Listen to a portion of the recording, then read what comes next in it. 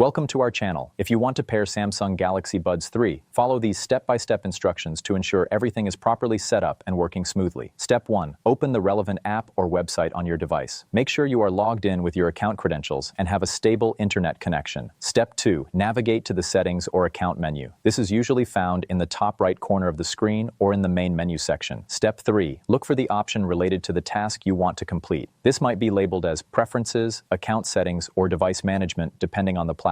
Step 4. Follow the on-screen prompts carefully. Read each instruction and make sure you understand what is being asked before proceeding to the next step. Step 5. Make sure you double-check all settings before finalizing. It is important to verify that each option is configured correctly to avoid any potential issues. Make sure you double-check all settings before finalizing. It is important to verify that each option is configured correctly to avoid any potential issues. Complete the required actions by entering any necessary information or making the appropriate selections from the available options. Step 6. Confirm your changes by clicking the Save, Apply, or Confirm button. Some platforms may require you to verify your action through email or text message. Don't forget to like this video and subscribe to our channel.